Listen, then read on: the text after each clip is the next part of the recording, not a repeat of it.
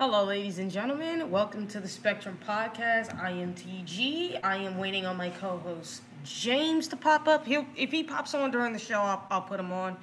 But in the meantime, it'll just be me and you guys from just here on out until he pops on. So the video won't be too long, but we got some stuff we got to talk about, including the topic of this video. The main headline, I should say, of this video is identifying the college football programs that are NFLU and anti-U. What does that mean? Well, obviously, NFLU are the schools that we pretty much say that, are the most developmental at the position, developmental for NFL, pretty much players entirely. Now, it's not just a breakdown of who's the NFLU, but it's breakdown of NFLU by positions and overall NFLU. But we're also breaking down the schools that are the opposite of those very NFLU. Schools that haven't been able to develop at certain positions entirely. Now, the entire fortress of the whole anti-U is going to be up for debate because some of these schools actually do develop well in certain, I should say, positions, but not all of them. It's just that these particular schools that are anti-U are not the greatest at developing talent at these particular positions and haven't been in a long time. So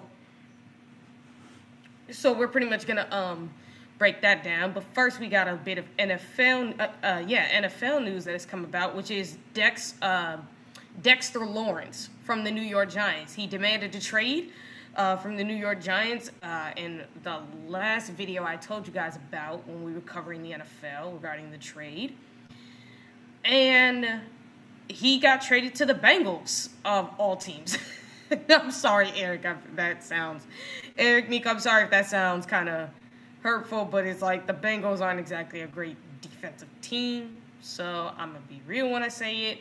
Like, Dexter, you wanted to get traded from the freaking Giants, who are in a much better position than the Cincinnati Bengals right now. And their defense hasn't been great either, so, I mean, for the Bengals, you consider this a great trade for you, but for Dexter Lawrence, you're not really in a much better situation than what you were with the New York Giants. Like you might as well hope that the Bengals could turn around their defense, because their defense is taking a whole step back entirely. So at the end of the day, I'm not gonna lie, that is the big set of NFL news with the trade that has happened regarding trades. Let's see here. I know the internet decides it wants to be a kind of a prick today. Let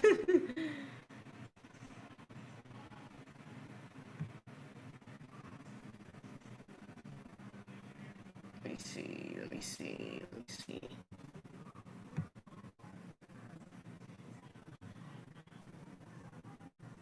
Guys, I'm sorry. It's just that my computer decides it wants to have a fight with me today. Alright, so let's see here. Here's a little bit more information on it, which is Dexter Lawrence has been traded to the Bengals in exchange for the 10th overall pick of the 2026 draft, from what I understand.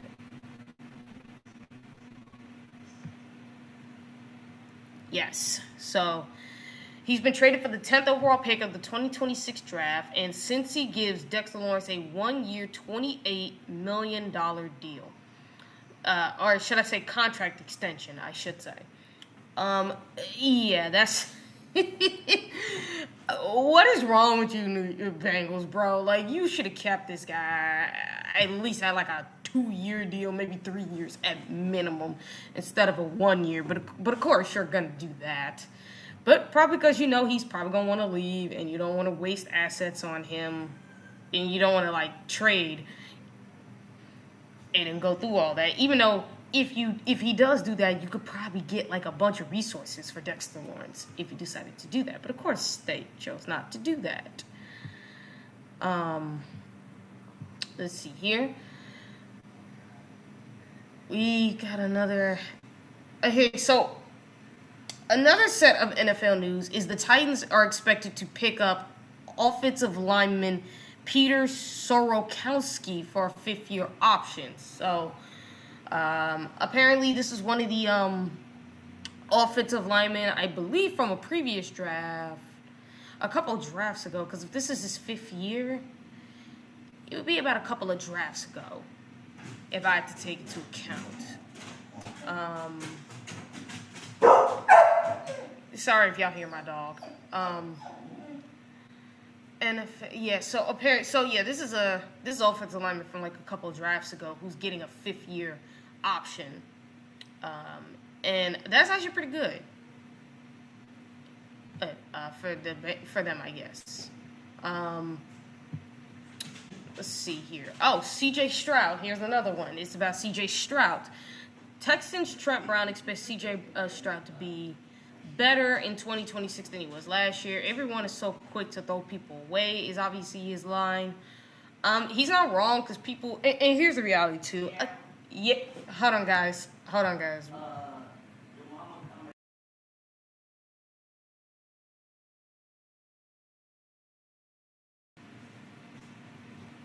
Sorry about that, guys, but this is what happens when you live with family. So,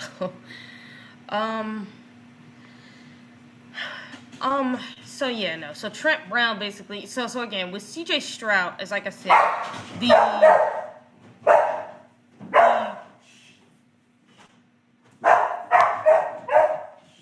on, guys.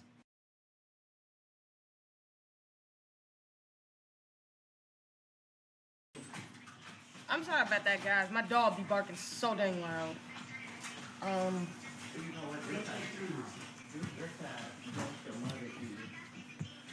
Yeah, guys, sorry about this. It's a whole family situation going on over here.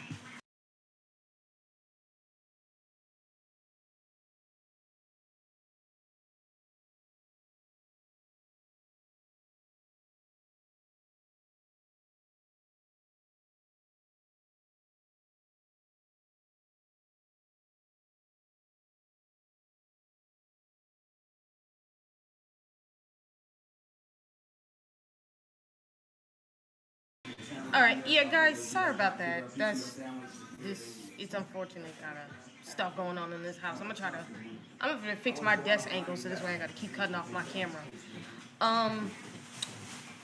So, like I said, I've already lost my train of thought because of everything that happened here. Let me see. Okay, so it was back about CJ, about the season he had, how this isn't his fault because of the fact that the Texans have not really built around him. If anything, they've traded away all his good weapons.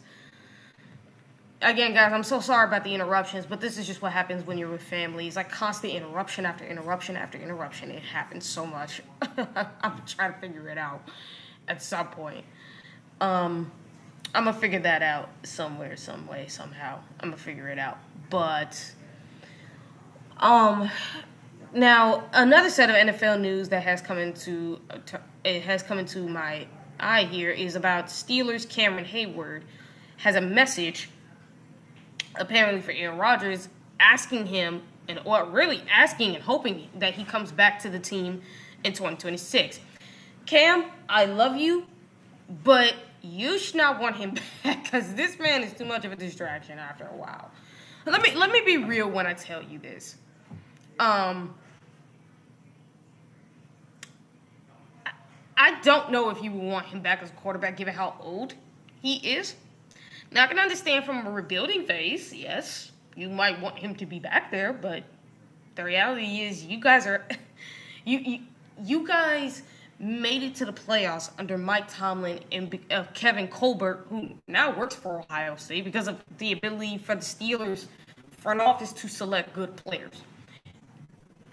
You guys need to develop a quarterback because that has been a primary position for the Steelers that has been a problem, as well as receiver. And let's be realistic here. That is not because of the players. That's because of coaching. And when it comes to coaching, y'all have not made so much good decisions with how to use the players on your team. And that has been the biggest problem. Not to mention Arthur Smith's not there no more. So, like, you're going to have to hope the offensive coordinator you have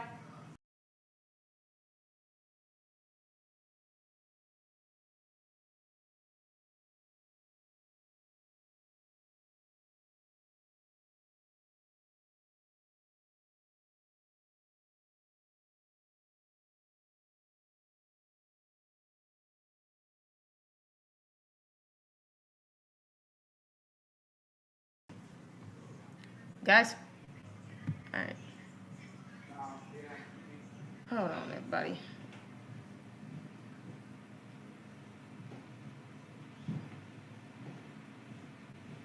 Okay, sorry guys. All of a sudden I see I have some technical difficulties. I don't know what is up with this thing today. I swear it's like a bunch of things just today decides to go wrong today. A bunch of family distractions, and now the internet decides it wants to start acting up.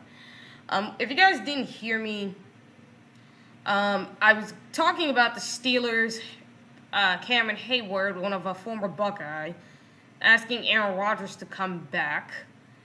And I said I don't think that would be a good idea for Pittsburgh. I think if you were in a rebuilding phase, I think that might make a little bit of sense because you have a guy that you can pretty much use to help develop your quarterbacks even further. And that would be the only reason I would say bring Aaron Rodgers back is just for the development of a guy like Will Howard. That's it. Yeah, like that's it. It's only for Will Howard's development is why I would keep Aaron Rodgers around.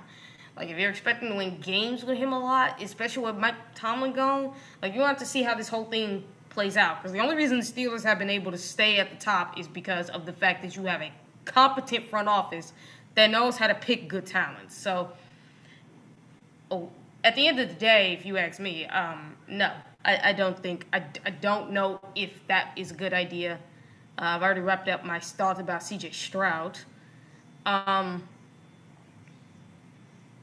Another set of news apparently is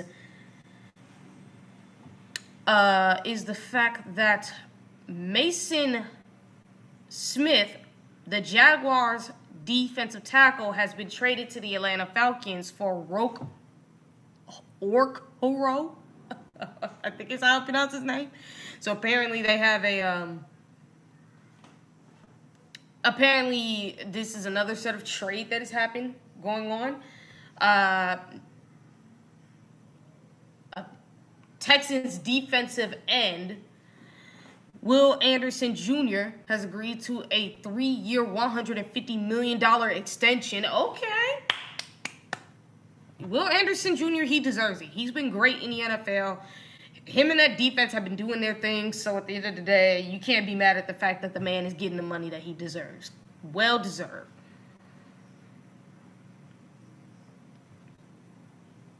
I'm not gonna lie. I think that is amazing for him. So congrats to him. And then the rest is all just a bunch of NFL draft stuff. Obviously there's things going on with trade rumors and everything. Yeah. Here's one. Here's another one. The Cardinals pick up offensive tackle Paris Johnson Jr.'s 5th-year option. That's another one for you. That's another set of NFL draft news. Not draft news, I'm sorry. Another set of NFL news. And obviously, another set as well is the Buccaneers GM, Jason Lynch. We have a need for defensive help in the draft, but we won't force a pick. So, basically acknowledging the fact that you need help on the defense. Not surprising, because you do, if you ask me. And I'm not going to lie. I do think that some of the NFL news that's been going on, like the Dexter Lawrence one is obviously the biggest one of them all, because at the end of the day, you really didn't need that, if you ask me. That is the biggest news I've heard. Now, let's see here. What else? Again, I haven't seen James come on, so I think he may be a little too busy. Let me see. Oh, okay. I don't know if he's going to come on or not. But, we're going to have a... Oh, by the way, too, guys, because I know for a fact there are going to be people asking about the NBA... How am I going to say this? About the NBA, basically the games going on in the NBA. I'm going to tell you something right now. We will talk about the first round of the NBA when it's over. When it's over is when we will talk.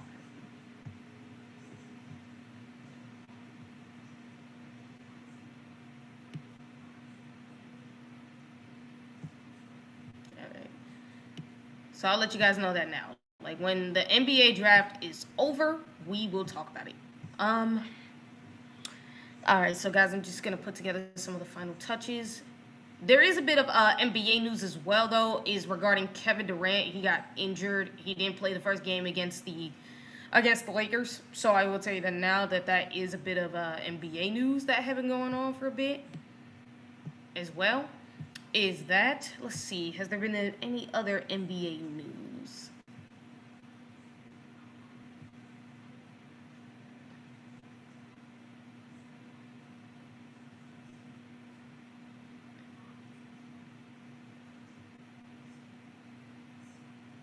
Alright, so apparently here's one major news. It's about the NBA awards. The finalists for the league's accolades will be announced tonight. So the awards that will be announced obviously would be the NBA's Clutch Player of the Year, Defensive Player of the Year, Most Improved Player of the Year, Sixth Man of the Year, Most Valuable Player of the Year, Rookie of the Year, Coach of the Year. And that's not surprising, obviously, that those will be the ones that people. So I'm pretty interested to finding out who the finalists are for those. I am pretty interested to see. I will try to keep my eye on the whole Kevin Durant injury to see if he can play in Game 2, because I'm not going to lie, the Rockets got their butts kicked without him on offense. So, but like I said, we'll talk about the entire NBA playoffs, myself and James. We will talk about it when the first round is over with. Like, we would talk about the first round when it's over with, because I don't like doing game to game. I like doing a whole analysis from one game to the next. I like doing a whole analysis to understand how the games have been broken down. But to how certain teams won and certain teams have lost, and from what I understand, from what I'm seeing so far, is some of these NBA teams do have unfortunate circumstances. Like I said, with the Rockets' injury right now to one of their best players, most effective on offense, of course. And that's just one of the big storylines really coming out of the NBA. So now that we've pretty much gotten out of that, it's time to talk about the notes regarding NFLU and anti-U. I don't know if you guys can see that. I think you guys can see it. Yeah, you guys can see it. Yeah, we're good. Okay. So, let me see something. Because like I said, James hasn't come on, so I can't do this with him. Because he's not here. But, alright. So, the whole point of this list is breaking down basically the schools that are considered anti-U and NFLU. So let me pull up the notes on my section here as well, where you guys can see them. Okay. So, here's anti-U. It's pretty much, let's start, basically schools that are considered the worst developers at these positions, and positions you don't want to go to these schools for if you want to be successful. Now, a part of this list I also do have is breaking down other programs that are considered NFLU and the true NFLU programs, and the notes of these that led to why they are considered the NFLU programs. The true NFLU programs, at least. Like, there's only 3 true NFL programs. And it's for one reason.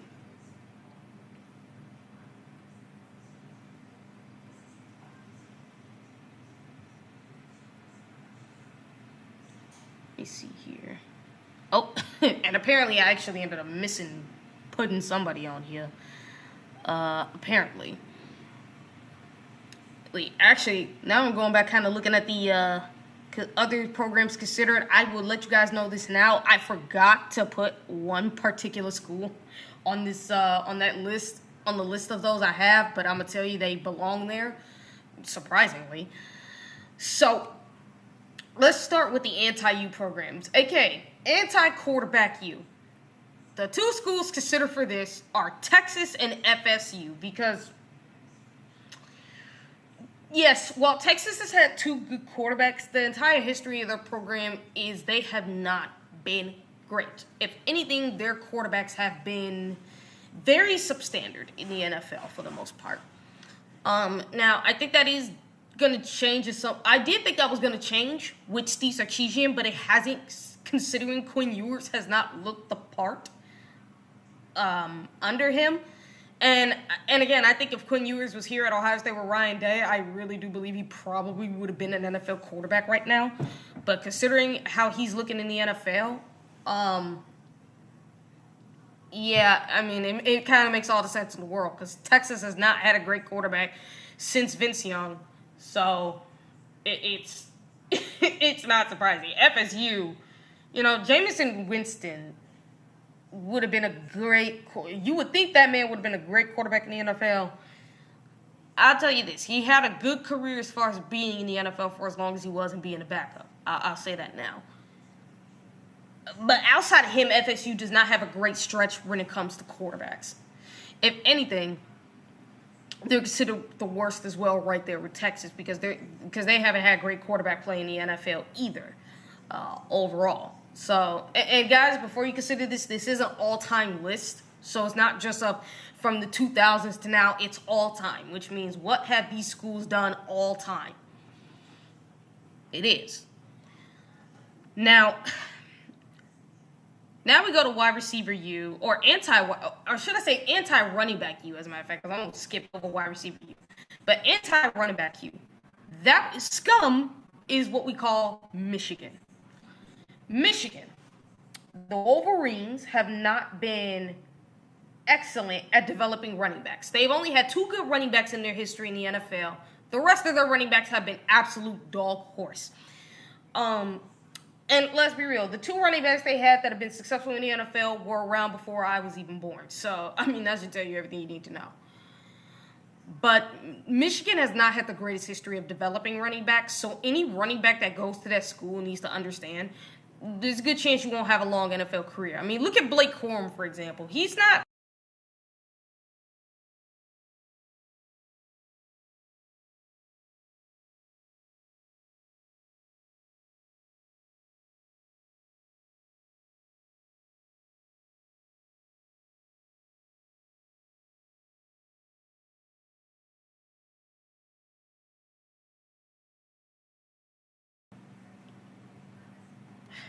What is going on with my connection today? Seriously, what is going on with my connection today?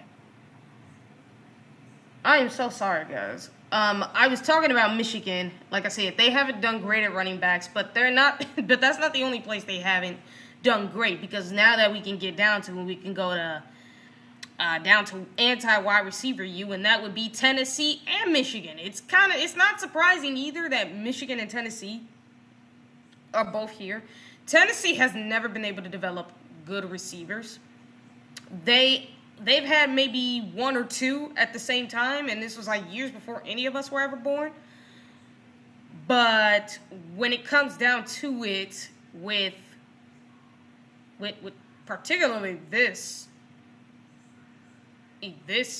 particular development, they have been absolutely terrible at developing receivers. This is a school I would not want to go to. Even now, here in the 2000s, this is not a school I want to go to if I wanted to be an NFL receiver. Tennessee is the last school I would go to. The other last school I have to go to is obviously Michigan because they don't throw the ball and they can't develop a quarterback in their own right, man. And I'll tell you this. The only thing that saves them from being anti-quarterback U was Jim Harbaugh, Tom Brady, and Chad Henne. That was the only thing that saved them. They're right there with FSU and Texas, whether people realize that or not. They are right there with FSU and Texas because they have not had great quarterback play in their own right either. But those 3 quarterbacks is enough to separate them from just FSU and Texas just to keep them above the float.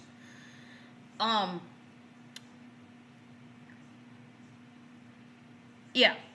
But when it comes down to it, Michigan, their inability to throw the ball and their inability to develop receiver is not shocking.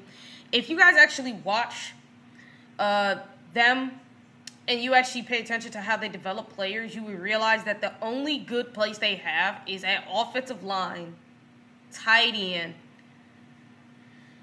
some spots on the defense, not every spot. I could say maybe D-line and linebacker to an extent, but not really. But like Michigan is not really a school where you can get developed, and you'll see in my NFLU, other programs considered for NFLU type by position,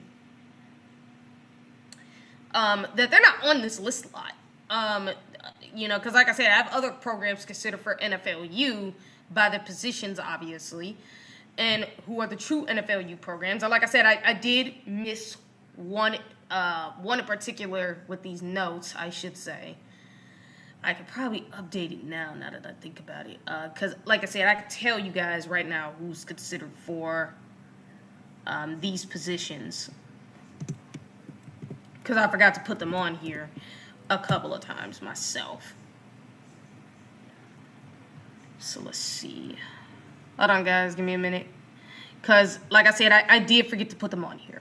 I really did. I forgot to put them on here. Only on a couple of positions where they are. So let me see. LSU.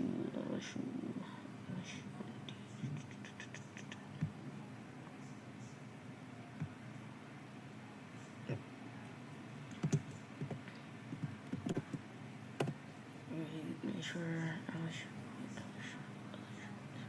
Okay. I got them. Okay, so I got them there. All right, guys.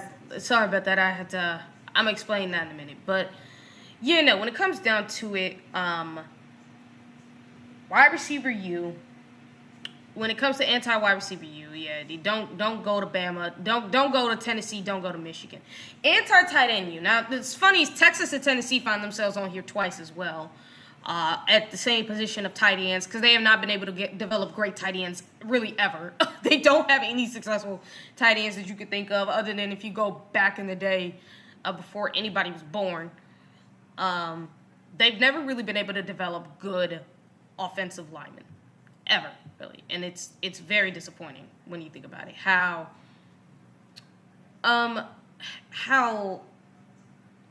this team, how this program can be as bad as they are in these two positions. Like, for Tennessee, being anti-wide receiver U is not enough now, but you also can't develop tight ends either, which that's troubling in and of itself. For Texas, I mean, you can develop wide receivers better than Tennessee and Michigan, but you can't even develop tight ends. And you can't develop quarterbacks. Like, that's very concerning when you think about it. It's Texas and Tennessee cannot develop twice, like Michigan on this list. You guys cannot develop two positions on this list. Where if I'm these schools, if I'm the players coming up out of even now here in the 2000s, like you guys still can't develop these positions, which says a lot as to how bad you are at this. All time, they've had the worst set of tight ends put in the NFL, Texas and Tennessee. They haven't had many successful. And it's not even worth a debate talking about, because these guys have been, again, pretty bad at it for the longest time. It's honestly not shocking to me why they're so bad. It's not. Obviously, anti-offensive line U is Texas A&M. It's not shocking, because if you actually see them all time, and even, like I said, as of lately in the 2000s, their offensive linemen have been absolute garbage. Like, I know Clemson's offensive line, and Clemson would be the school that's kind of close to Texas A&M, but they're not there as far as Texas A&M. Like, Texas A&M's offensive line cannot last in the NFL. Like Clemson's as of late, more than a contract. I think these guys barely last a contract. Most of these guys are getting cut before the season even starts, before the contract is even up, because they're that bad. When it comes to Texas's offensive line, Texas A&M's, I should say, offensive line in the NFL, and then that's very concerning for Texas A&M. But also, when you watch their football team, it's like, it kind of makes sense as to why y'all lose a lot. It's because your offensive line really isn't great. Like, I've seen their offensive line over the years, even as of lately under Mike Elko. Like, their offensive line is not good, people. It's not. And I think that will be a continuous trend until they fix something about that. But again, this is not just what's been happening in the 2000s. This is all time. So, like, Texas A&M's had the longest issues of developing offensive linemen and still haven't figured it out. So, like, that's saying a lot. Anti-D-line U. UCLA, not shocking. They haven't had the greatest defensive line, and I can't even remember a single player from UCLA who ever played on the D-line that was ever any good. I'm not going to lie. I cannot remember. You would have to throw up a name randomly just for me to even remember who this guy even is.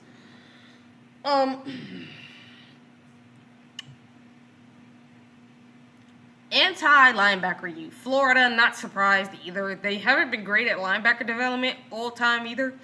They've had a couple of good linebackers themselves. Again, before I was born. And honestly, I would even say during the Urban Meyer era, they actually had some good linebackers. But like after the fact, it's kind of like they really don't do a great job of developing linebackers. It's actually pretty bad, really, when you kind of think about it with Florida, as to how bad they are at developing linebackers.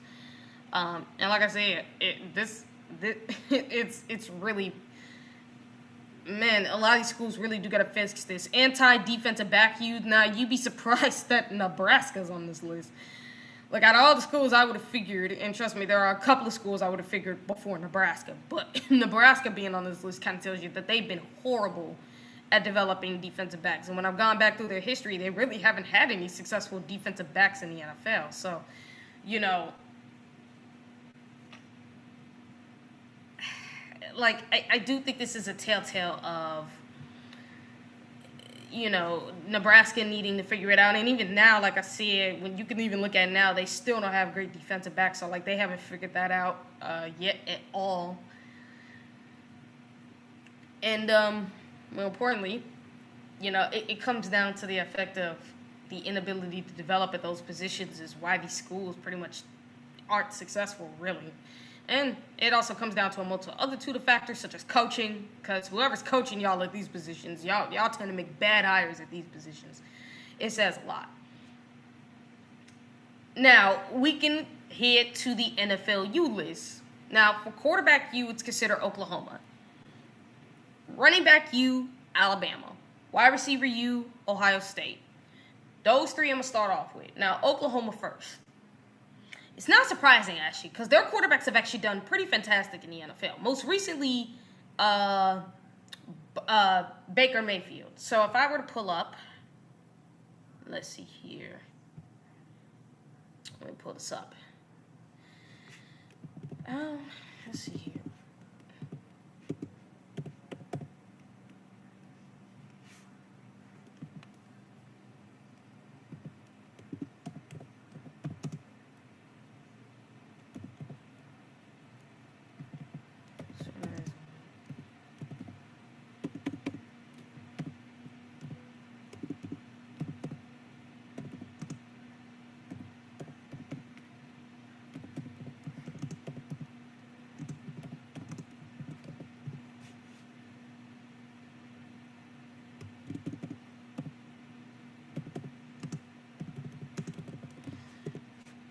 Right? All right, so obviously we all know this. Baker Mayfield, Jalen Hurts, the two quarterbacks that have been successful. Spencer Rattler actually is kind of doing some good in the NFL as of right now, but we're talking about, like, before them.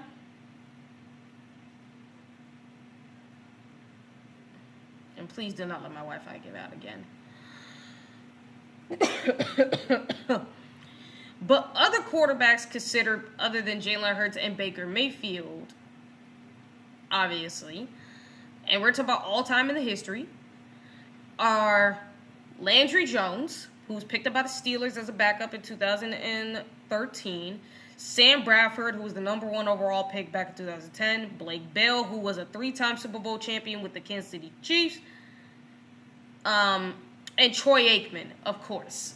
These are some of the best players, the best quarterbacks in Oklahoma, just to give you the most recent context. Now, I will say it is noted that the OU legend did transfer to UCLA before he went to the NFL, and he did stay for 3 years, I believe it was, with Oklahoma, which is kind of, and then he leaves before it's time to go to the NFL, which is kind of ridiculous. But yeah, no, just to give you a couple of those names, they all have had success in some form or fashion in the NFL.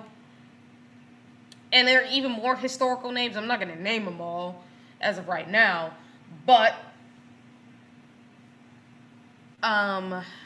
But yeah, no, Oklahoma should be considered that because there are other quarterbacks. I just don't have the time to be pulling up their other names.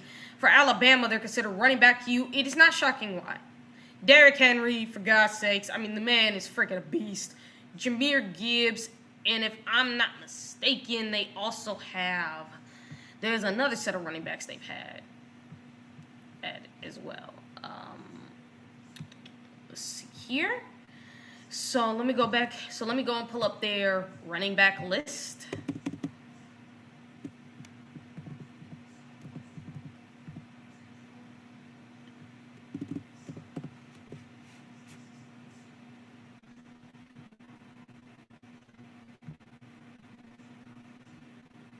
So for Alabama, you do have Sean Alexander, Derrick Henry, as I mentioned, Jahmyr Gibbs. You have Josh Jacobs, Mark Ingram II, and Najee Harris as a couple who have been successful in the NFL as of late, but also all time. And it's not just them. You also have notable running backs like a Bobby Hemfrey. We all know the reality of Alabama's success at running back all time. It is one of the greatest, no doubt. They have been considered the running back U of all time because of the success they've had at developing running backs overall. So, I'm not surprised, really, that you find Alabama on this list of being considered running back U, because with the amount of running backs they've put out into the NFL, it's absolutely ridiculous. It really is. It's ridiculous. Like, they've been really, really good.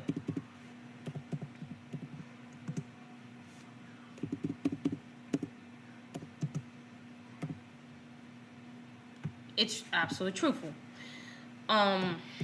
So no,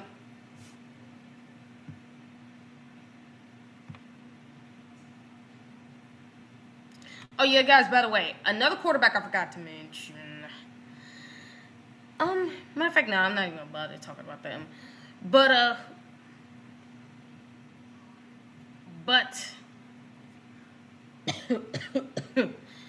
but no, for Alabama to have this kind of success, it's not surprising, really. So let me see. Let's go over to Ohio State. I don't think they're considered wide receiver U all time. Like, I know for a fact there are going to be a bunch of LSU fans trying to talk their garbage. I'm not going to lie about it. There are going to be a bunch of you freaking LSU fans talking garbage.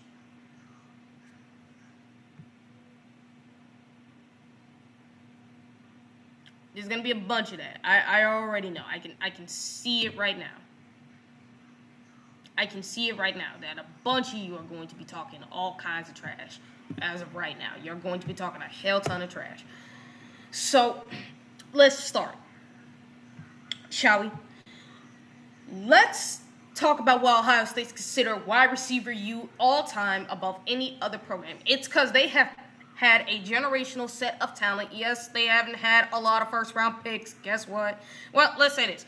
2007-2022, they did not have any first-round picks during that stretch. During 2007 to 2022, Ohio State did not have any first-round picks during that time. Every other time, though, they have.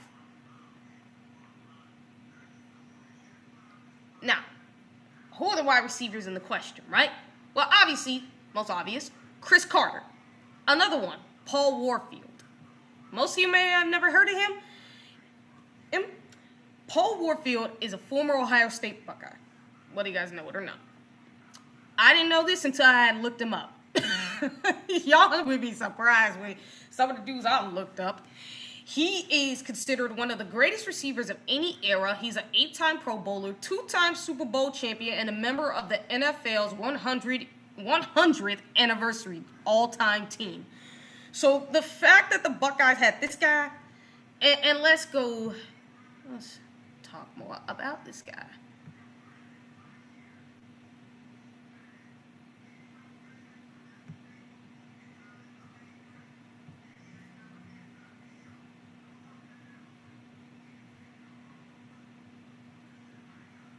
So, guys, let me tell you who Paul Whitfield is. He wore the wide receiver number 42. He was born on November 28th. Because for most Ohio State fans, you probably have never heard of him, which kind of makes a lot of sense because we don't talk a lot about him. A lot of us tend to forget. Like, we remember Cris Carter so vividly, but nobody really talks about some of the receivers before Cris Carter. And November 28th, 1942 is the year Whitfield was born. He is from the state of Ohio. He's 6 feet tall, 188 pounds. The program, he went to the high school known as Warren G. Harding in Warren, Ohio. His college, obviously, Ohio State. He went here.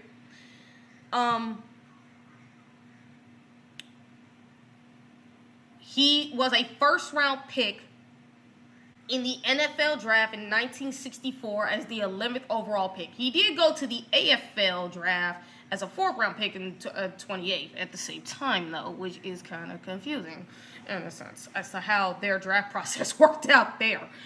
But he was a first-round pick in the NFL. Like, I'm just going to count the NFL because the AFL is just not a thing. But the NFL, he was a first-round pick, the 11th overall pick. His history is playing for the Cleveland Browns. Yes, Sean, he played for the Cleveland Browns twice, actually. 1964 to 1969. He went to the Cleveland Browns back in 1976 to 1977. He played for the Miami Dolphins, but also another team called the Memphis Southmen, which I believe this is one of those AFL teams that no longer exist. His awards and accolades are considered a 2-time Super Bowl champion, NFL champion, obviously, 2-time first-time All-Pro, 3-time second-team All-Pro, 8-time Pro Bowler, a 2-time NFL receiving touchdown leader from 1968 and 1971 of the 2 years. He was the NFL's 1970 All-Decades team. Obviously, as I already mentioned, NFL 100 anniversary all-time team, Cleveland Brown Ring of Honor, Miami Dolphins Ring of Honor, Dolphins Walk of Fame, national champion in 1961 with Woody Hayes. So this man played during the Woody Hayes era, my buddy. First team All-American. And 2-time first team All-Big Ten. So this guy we don't talk about enough, but he should get a lot more recognition because he is regarded as one of the greatest of all time, no doubt. And rightfully so. And to see this man have the type of success he did, and I'm about to get into the rest of them as well. But this does show just how elite Ohio State was at developing receivers. And think about it, this is during the Woody Hayes era where freaking Woody Hayes wasn't even throwing the football. So, like, what does that tell you? Joey Galloway is another one, obviously. All time, he is obviously the NFL. He spent 16 seasons in the NFL, totaling 11,000 yards, receiving yards, and 77 touchdowns, which is ridiculous. Then you have others, such as Terry McLaurin, who's had 5 consecutive 1,000-yard seasons and a 2-time Pro Bowler, and in my opinion, having 5 consecutive 1,000-yard seasons should qualify you as a 5-time Pro Bowler, but of course the NFL screws that up. Garrett Wilson, as we all know, he's the NFL Offensive Rookie of the Year, 3 straight 1,000-yard season in his career, to start his career. Obviously, Jason Smith-Njigba, who just had the most historical year of all the Buckeyes, where this man literally just led the league. He's NFL Offensive Player of the Year and led the NFL receiving yards, but also had established the all-time record of receiving yards, which is ridiculous. Chris Olave, obviously, he had 1,000-yard seasons in his first 2 years. He's an elite route runner, obviously. I think he would have more success if his quarterbacks weren't throwing him hospital balls. Then you have Michael Thomas. We talk about it. He was an NFL Offensive Player of the Year back in 2019. Man, that was so long ago, it feels like. He also set the NFL record for receptions in a single season at 149. He's still a free agent. I figure he would left, but, you know. We also have Santonio Holmes, who was the Super Bowl MVP, made the greatest reception and most memorable catch of the 20s, of the 2000s, really entirely. Honestly, of the 2010s. What he did in the Super Bowl against the freaking Arizona Cardinals is historic and will forever be remembered as one of the greatest, if not the greatest, Super Bowl play there has ever been. No doubt about it, in my mind, about him. Let's see here. All right. And obviously you got Ted Ginn Jr., Ted Ginn Sr. as well for Ohio State. Like I said, LSU fans can clap all they want. Like, all time, no, you are not wide receiver. They're not even close. Not even close. You got Ted Ginn Jr., Ted Ginn Sr., David Boston. I ain't got to tell you all about these guys. These dudes have had historical careers. And then obviously Marvin Harrison Jr. and Emeka Egbuka. As of recently, these two. We know Carnell Tate's going to join these guys as well. And then it's going to be Jeremiah Smith, Brandon Inniss, Brian Hartline, KJ Hill, who had a good NFL career, except when he went to the Chargers, because I'm not going to lie, the Chargers did not use him as best they could. Austin Mack, who was actually moving around the NFL a lot, really, and was most recently in the NFL with the Atlanta Falcons. Benjamin Victor had himself a little run. Devin Smith, now whether all of you know this or not, Devin Smith is another one. The man spent a long time in the NFL. Now, obviously, he didn't get to do much because of injury, but his last known NFL stint was in 2023, which it's amazing to see that that man was in the NFL for as long as he was. And that's just to top off the list so far. I mean, I could go on and on and on and on and on because there's a whole list of these freaking Ohio State receivers everywhere. But I think you guys get my point. Ohio State, from an all-time perspective, is considered the wide receiver all-time because of the amount of receivers they have put into the NFL and the success these guys have had. Even during the eras where we weren't throwing the ball, such as the Woody Hayes era, we were not throwing the ball like that, and yet these receivers were elite. What does that tell you, people? Another one. Tight end, Iowa, not even a question. All time, and Iowa, we see it now with Iowa, how their ability to develop tight ends at an elite level, in which they do, shows you just how elite they are. They obviously, the most recent guys are George Kittle, Sam Laporta, and more. Let's pull up some more.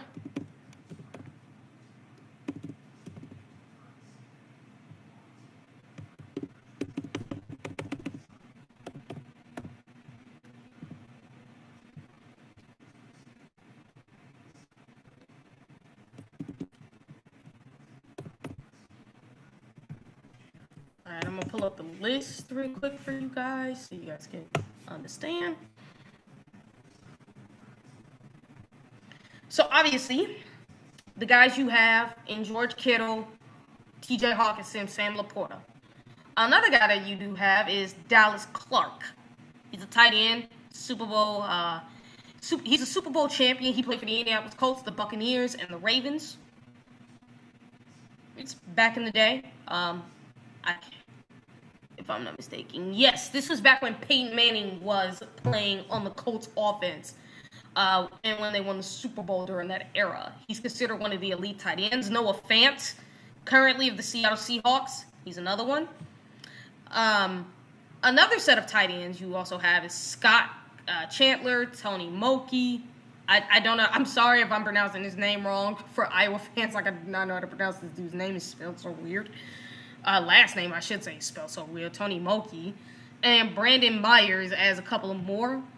We could dig a little deeper to find more tight ends as well. Okay, so this guy played from 2000. So Mark Clark. Yeah, so Dallas Clark played from 2003 to 2013. So that makes sense.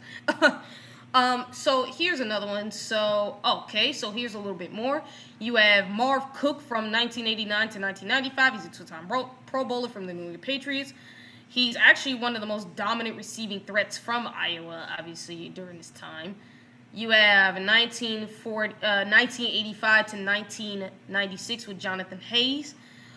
Jim Gibson, 1958 to 1968, obviously, and a couple others,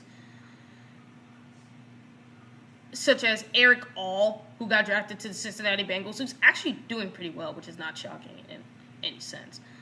And Luke Lachey, who will continue that pipeline. So when we're talking about all-time success, Iowa has the most tight ends that have been successful. There's more appropriated to this list, obviously.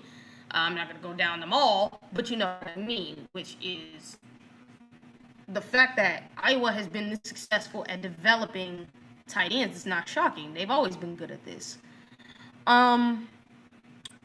Now, Wisconsin at O-line, it's not surprising. They've developed a great string of O-linemen, obviously. So, I was about to say, I hope my thing did not try this again.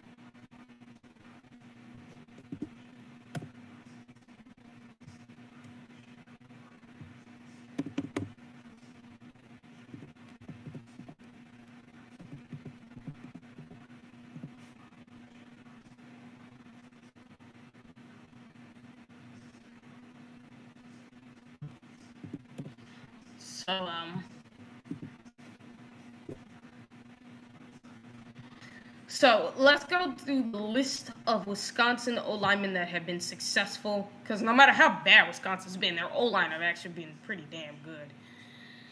So let's start with Joe Thomas, Mike Webster, Travis Frederick, Kevin Zettler, Ryan Ramczyk. Another one, Mark Tester, who was a 7th-round pick, but had been with the freaking Green Bay Packers for over a decade, despite being a 7th-rounder. Which, again, like Ohio State, because another person I forgot to put with Ohio State was Noah Brown, who was a 7th-rounder. He's another one who had been successful from Ohio State. Like Noah Brown, Mark Tester was a 7th-round Jim who's been reliable and has been with the Packers for over a decade, which makes a crap ton of sense.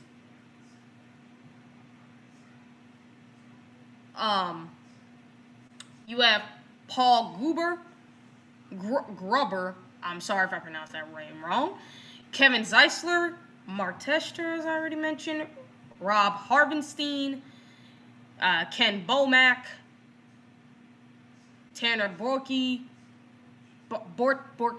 my bad, Borcolini, and Joe Tippmann. And there's another one I think I have missed here. Let me see.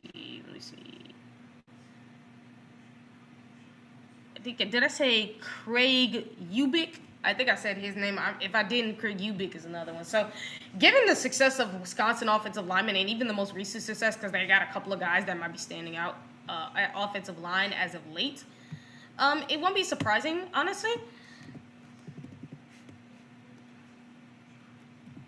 to see how successful they've been as far as like D-line. As far as O-line. It's not surprising. Now, D-line it would surprise everybody, whether you know it or not, is actually freaking Clemson all time. You would think it's Ohio State or Bama or somebody else.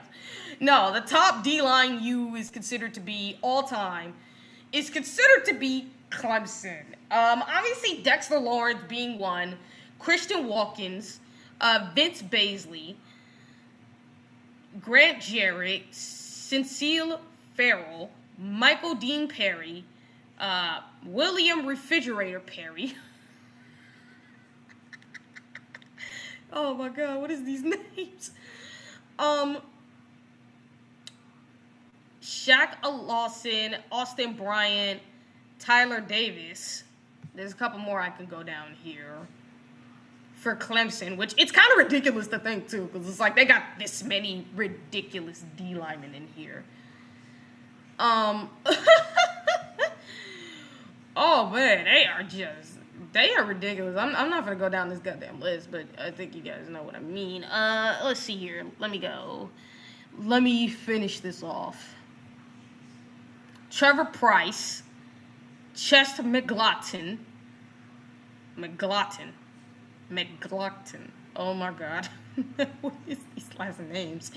William Perry, Jeffrey Bryant, and Jim Stuckey, and etc. Like, these guys have been ridiculous at D-line from an all-time perspective. And it goes back even further than these guys, when I'm not going to read it all either. But I think you get the point. Clemson has developed an immense amount of talent at defensive line.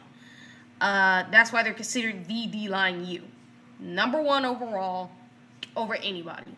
Now, as linebacker U, that would be Georgia. I'm not surprised, actually, because Georgia has developed great linebackers. So,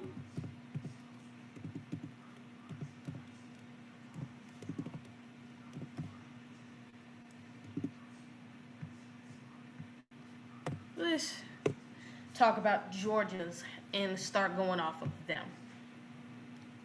So, the all-time and the most recent to be successful, as I've been reading about across all the positions of guys who have been successful at these positions. So at linebacker, Raekwon Smith, Mo Lewis, Quan Walker, Nakobe Dean, and there's more.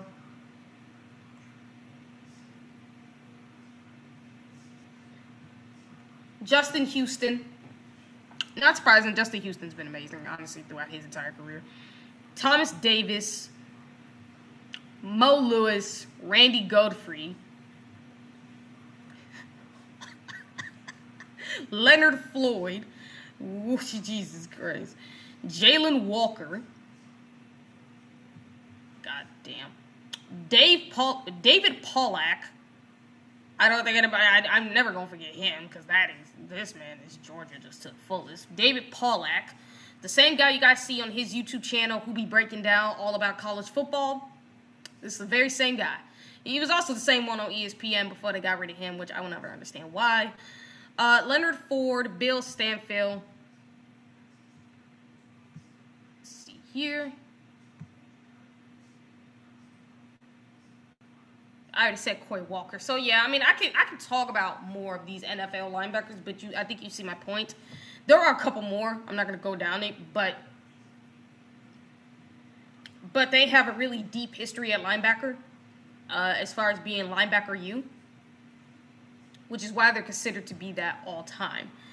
Now let's get into defensive back U. Ohio State and LSU have both been considered for defensive back U as the top defensive back U schools. This is, I have a whole list compiled of the defensive backs talent these guys have on one of my, actually a part of my list, as a part of my notes, actually. There are so goddamn many of them. So goddamn many. For both schools. Now, I'm going to probably go through LSU's a little bit more because I did not have them all listed on my notes part of these notes, which I'm going to get into. But I'm going to go into LSU, obviously, and Ohio State for this one.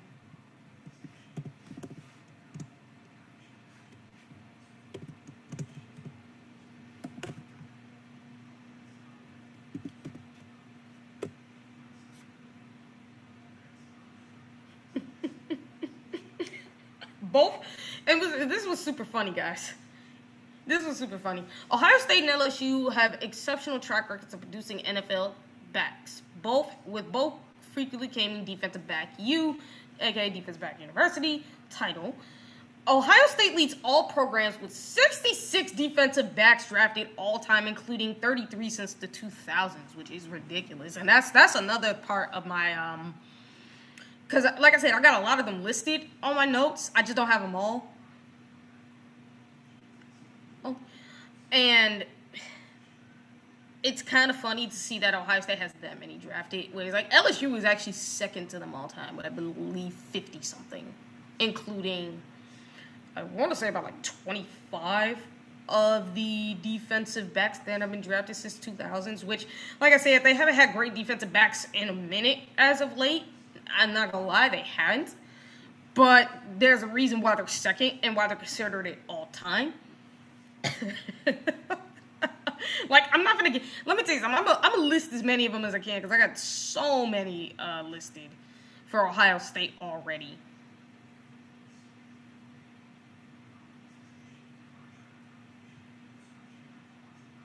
So I'm gonna try to go off. Let me see. So Ohio State, Jesus Christ, they got a bunch of historical greats on this thing. Dick LeBeau, Jack Tatum, Anthony Winfield Sr., Malcolm Jenkins, which is hilarious, even though I thought he was a tight end. Obviously, you have Marshawn Lattimore and Denzel Ward. And again, I'm going to go into the list later on because there's like a lot of these dudes. But for LSU, there are more here listed with their legends. Now, I didn't have them part of my notes because at the time I did not have the opportunity while I was making it. I was trying to find the rest of their guys. But I was mostly just going to kind of keep it short, but I couldn't, like, you know. So LSU's legends obviously consist of Johnny Robinson, Patrick Peterson, Tyrann Mathieu. I don't know how to pronounce this dude's last name, so excuse me if I mispronounce it. And Tommy Cannavoa, as well as Jamal Adams, Taryn Davis-White, Derek Stingley, and more. And like I said, for Ohio State, I basically just read to you the freaking list of LSU for a little bit. But let me kind of go here. So if you guys can't see this, I don't want to show you guys this part. This is what I'm going to show you guys is just what I have as a part of my bottom part of my notes, which is this.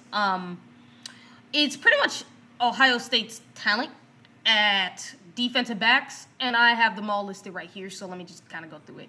Obviously, I mentioned it, Marshawn Lattimore, Malik Hooker, Denzel Ward, Jeff Okudah, Jordan Fuller, Garen Conley, Eli Apple, Dorian Grant, Lathan Ransom, Jordan Hancock, Damon Arnetti, Kendall Sheffield, and etc.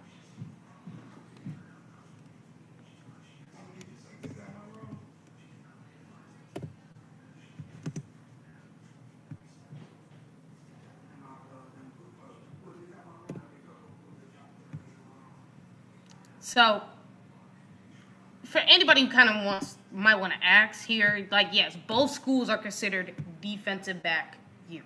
Both schools. Because of the amount of defensive talent they had. Now these are other positions being labeled for NFL positions at these for NFL U at these positions. AKA, like, quarterback U, running back U, wide receiver U, tight end U, O-line U, D-line U, linebacker U, and DB U. What are the other schools considered for these? What are the other schools considered for this list of to be completely transferred as to overall true NFL U, right? So if you see the same three schools, because if you notice, you already can see it right here, is that there are only 3 schools that have this freaking list of true NFLU program, which means they are ranked, they have all of it. Now, I will say this. You may see on this screen that there is one program right here, and you can see them at the bottom. Who isn't listed on certain positions, but that's because my dumb self forgot to put them on there. So I understand they're part of some of these positions. I just forgot to put them on there with my dumb self. As a matter of fact, let me see if I can just get rid of that. Yeah, let me get rid of that real quick, guys. Because I got to, real quick, because I got to update this.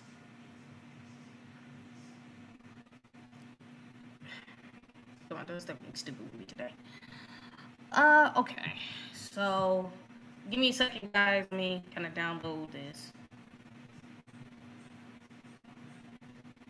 I gotta re-download this. Hold on. Oh, dang it. It won't even let me do it. Damn it.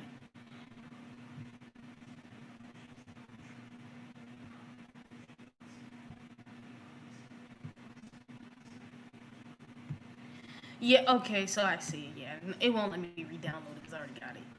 Shoot. Okay, so hold on. I'm gonna put that back up there for y'all. All right, guys. I was trying to see if I could kind of edit it a little bit because, like I said, I have I have a team that was on there that I did not have on there on a couple of these positions, and they are considered NFLU at these positions. That's my fault. Consider that a foolish kind of error on myself.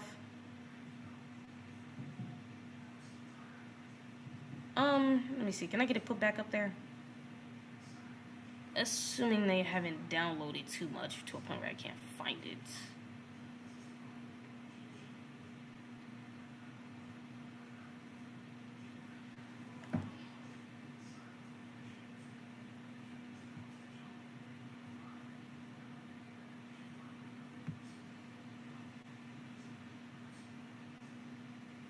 Oh, god damn it. Hold on, guys. I might have to do I have to re-download this thing? I think I'm gonna... Okay, so guys, give me a minute. I'm going to re-download this.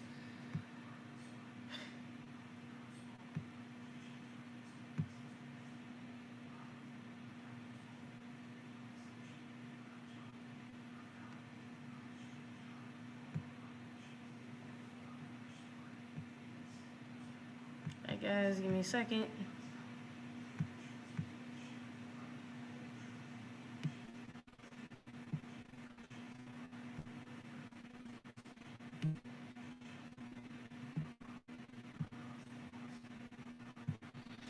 Alright, sorry about that, guys. I was trying to see if I could kind of edit it a little bit. I can't, so I'm just going to stick with this. So, the other schools being considered for these positions, and like I said, you will see that one of them is not on here. So, quarterback U, it's Ohio State. Surprisingly, right? Because everybody always says Ohio State can't develop quarterbacks, yet they're considered a quarterback U school all time. USC, LSU, Purdue, Alabama, NC State. Running back U, Wisconsin, LSU, Ohio State, Georgia, Texas, Alabama, Miami. Wide receiver U, Alabama, Miami, USC, LSU, and Clemson. These are other schools being considered for these positions. Tight end U, Miami, Notre Dame, Stanford, Florida, Ohio State, LSU, Alabama. And let me remind you guys, you might not see on my current screen, I will say this, on your current screen, you will see that there's only, for tight end U, Ohio State and Alabama, you wouldn't see LSU. Again, that's because of,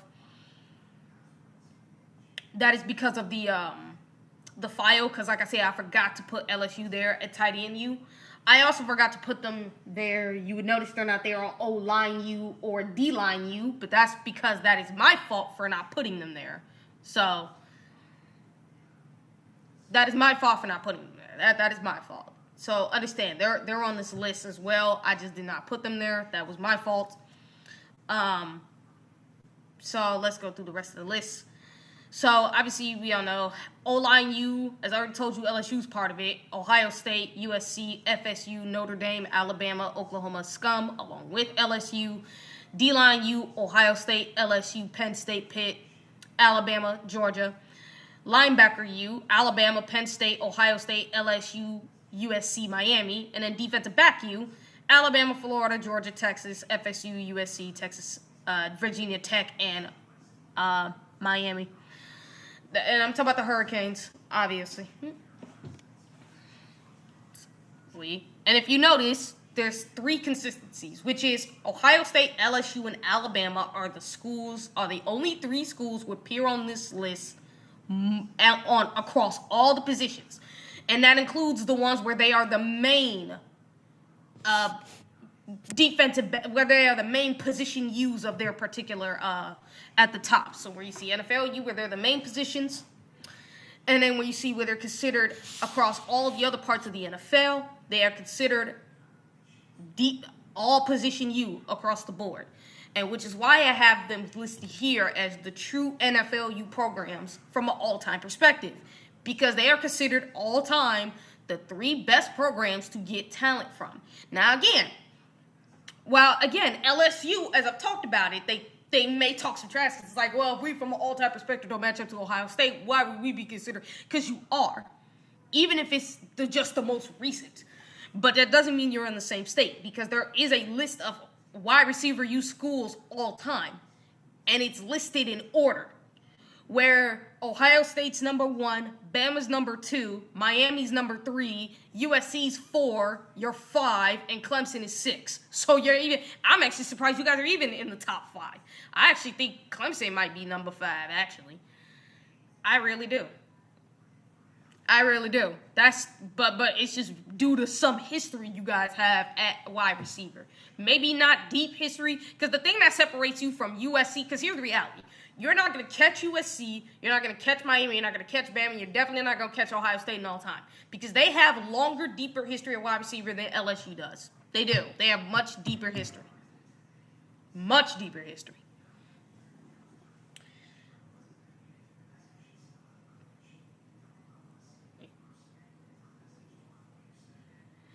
And again, if you also see it that Ohio State, we talked about it. Like, it's kind of crazy to see that you have Clemson as defensive line U of Ohio State, but Ohio State is considered one of the top D-line U schools all time as well. They are second to Clemson. Not bad. Then it's LSU, then it's Penn State, then it's Pitt, then it's Bama, then it's Georgia, obviously. And then obviously you see how it all sticks out. Ohio State, Bama, and LSU are all considered the NFL U schools across all positions, and that's not going to change. Why is that? Well, this is where some data kind of comes in. One set of data that comes in for these schools comes down to Ohio State, Alabama, and LSU are frequently referred to as NFLU, or as well as, I shouldn't even say or specialized, you should say and/or specialized versions like wide receiver U, DBU, or running back U, because they are all consistent. They are all consistently producing the highest volume of elite, day one ready talent across the National Football League, dominating both the draft statistics and professional performance. Now, with Alabama, you can see they are often considered one of the top NFL factories, boasting a high volume of draft picks. Now, I know it says as the, but it's really as one of the. Not as the top overall, as one of the top overall. Let me remind you guys of that. There's been some bloopers, really, with this thing. No matter how I type it, it just does something else. Now, draft volume, Alabama's third all-time with 84 players drafted in the first round, and 7th overall and 7th all-time with 419 players drafted overall. So, obviously, they're in the top 10 with drafted overall players. They're consistently known as running back U. As we all know, we just talked about it. They have consistently accumulated NFL-level high product value defense running backs over the years. It's no doubt. Especially within the last 10 years. Now, all time, they've also produced a lot of high-end defensive pipeline. And it's not shocking seeing how Bama was able to do this. This is why they're considered NFLU all time. And then when you also look at the overall draft picks, because this is where the overall efficiency takes in from these guys, which is this. Alabama is consistently, matter of fact, is that part of my... Let me see. Is this part of my slide? Okay, it's basically part of my slide 4. No, slide 4 is basically, the Ohio State LSU one. So, Alabama is consistent as first round picks all time. They are top 3 all time. They are also considered, when it comes to top overall draft picks, as we say, top 5, top 10 all time, and holds the record for the most first rounders drafted from 2016 to 2025, obviously with 32, and it's the longest consecutive streak they've had of first round selections. That is very impressive, actually, that they have this. Now, obviously, this is the most recent, but of this century at least, but all time it does accumulate to the all-time records, of course. So, it's not shocking. Then you move to Ohio State, where Ohio State is viewed as a premier factory of skill positions and technicians especially at wide receiver and edge rusher, which isn't surprising, but they're also considered as the top NFL pipeline for everyone as well. Just as it says, is often seen for Alabama as a top overall talent factory, it's the same for Ohio State. They are often seen as that as well. Ohio State, obviously, as we all know, them and LSU are considered the top contenders for it. Even though, again, all time, it's really more so. It's more so Ohio State, Bama, and Miami at that position. It really is. It's Ohio State, Bama, and Miami that are considered for that. It is, whether people know it or not. But Ohio State produces high-end, precise technicians, as we've already covered on this show. I ain't gonna go through all their names, but you know who they are. They've also been considered a top contender for defensive back you. Them and LSU have been considered for that, obviously. Them producing high-end talent, as we've already talked about, at defensive back. The Buckeyes also have high production draftees, obviously from 2016 to 2025, in receiving yards and touchdowns when it comes to that, at wide receiver at least. But they've also been a overall defensive product. They've produced high-level and precise defensive talents across the board, such as the Bosa brothers, Chase Young, JT, Jack, Tyreek, Cody Simon, Jonathan Cooper, Ty Hamilton, Tommy Eichenberg, Zach Harrison, Pete Warner, Baron Browning, Sean Wade, and etc. Like, I can keep going down this list and on and on and on, but you guys get what I'm saying here. Now let's go down to one more here. Excuse me. Which would be down to the LSU, but still have the Ohio State so you guys can see it fully, which is this. I don't know if you guys can see it. Can you guys see it fully? Because if you're full screen, you might not be able to see it fully, but Ohio State is considered, I would advise you guys, get out of full screen. If you're on full screen, I advise you guys to get out of that because you're not going to be able to see it fully. But I can also try to bring it down if I can for you guys to see it if you're in full scale. So Ohio State is considered, hold on. Let me try to shrink this for y'all a little bit for those who might not be able to see it. Let's see. No, that's not gonna work. Okay, that's fine. It'll just stay as it is.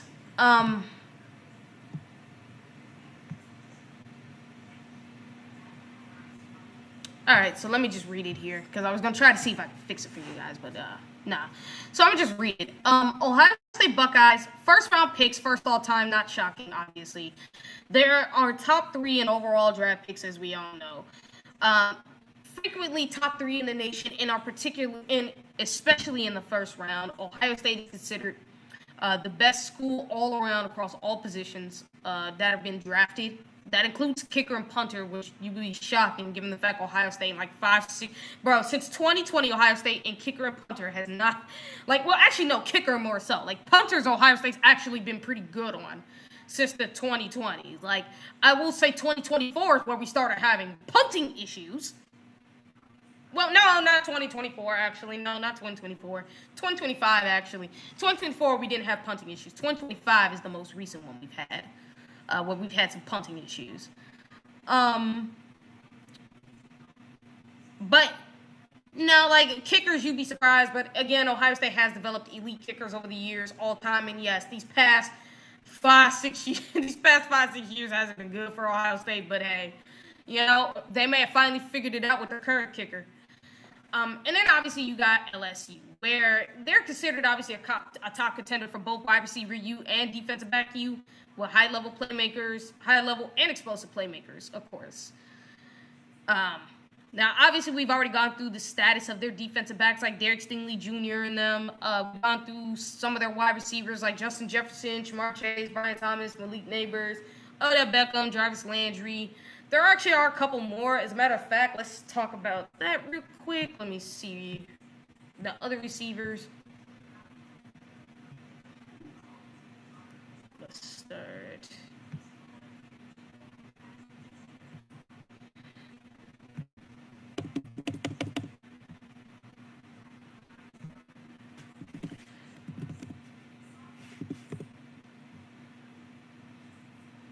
Now, obviously, we know that the guys of this century, but who is it all time, right?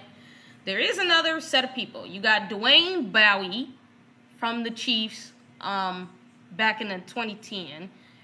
Russell Gage, apparently. Who's another one from an all-time perspective here? Because, like I said. Okay, so here's a couple here. And this is actually what did help LSU actually get into the top tier of being all-time with wide receiver U, which is Carlos Carson, Wendell Davis, Eric Martin, Brandon Fell, Michael Clayton, Michael Clayton, okay, Josh Reed, and Devery Henderson, who was part of the Saints with Drew Brees when they won the Super Bowl. So, yeah, these receivers, and there's a couple more, but I'm not going to go through them all. But there are a couple that have helped LSU, not a lot, but enough where they are considered one of the top wide receiver U schools. Now, again, they are ranked in the top 5 at number 5, just barely, behind Miami, Alabama, and Ohio State all time because, again, Ohio State, as we just seen, even going back to the 1940s, friggin' Ohio State, Miami, and Bama all have deeper histories at wide receiver than LSU does. So it's not shocking in the least bit that these schools are considered more successful.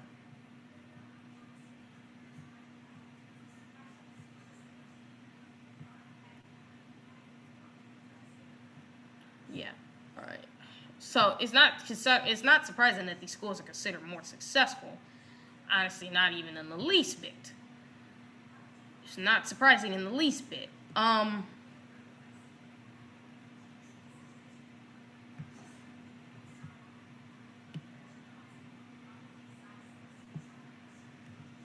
Now, for the rest of their history, they are considered, obviously, as we all know, top 10 picks all time. They're top 10 in first-round picks and top 10 in draft picks.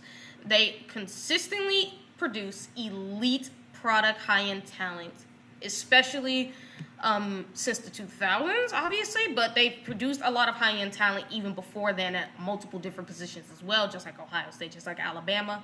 And now you see exactly why for LSU, Ohio State, Alabama, they are considered the true NFL U's because across all positions, they are considered, they have developed across all those positions at an elite level, and no other school can say that. And that is something that you will never, ever find among anybody. Ever. It's highly impressive, honestly, when you think about it, with how well Ohio State, going through the anti-U schools, when you look at it, it basically shows you the difference between an anti-U school and an NFL U school. Anti-U's are considered the schools that are the worst at developing these positions. Obviously, NFL U are considered some of the best at developing these positions. And like I said, this NFL U list also helped debunk a lot of myths about certain teams. It really did. Because people who think that your school's great at development understand your school's only great at certain aspects. All time. And I'm talking about all time. For those who said Ohio State couldn't develop quarterbacks, funny enough, they're considered quarterback U all time for the great quarterbacks they've had put through there. If anything, let's go ahead and do that.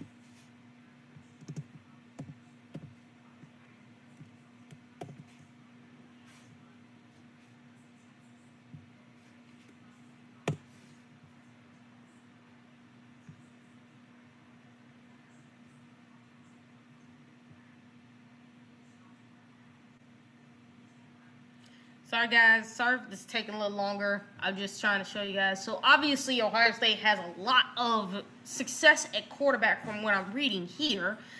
Obviously, we know that CJ, Justin, Dwayne, they're the most recent. But, like, guy like Mike Tomczak, Kent Graham, a bunch of others, actually. There's actually even more at Ohio State, really. I already had them.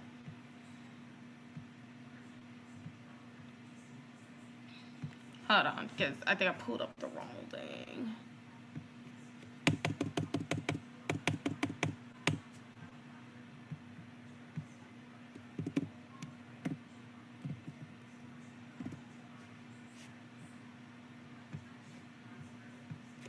Let's see here. Let me try to pull up the right thing because I didn't give me the list that I want to see. So, because there's more, trust me, than what you see. And no, I'm not counting Joe Burrow for this one, obviously, for Ohio State fans. So, for Ohio State quarterbacks all time, obviously, you got a couple like Mike Tomczak, Art Snyder, Joe Germain, Kent Graham, Tom Tupa, who actually did play quarterback, honestly, at Ohio State, while also playing punter in the NFL and played quarterback in the NFL, which is kind of funny. Just to list a couple. And there are more. Let me see if I can. Like I said, Joe Germain, who won a freaking Super Bowl, for God's sake, so screw y'all. Art Snyder, Tom Tomczak. I'm trying to find out the rest in the list because there's more.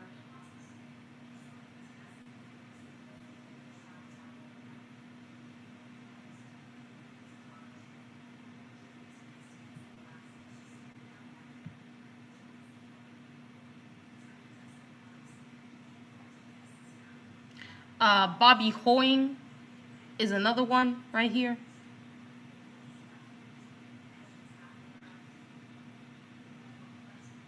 Yeah, Bobby Hoying, another one. Well,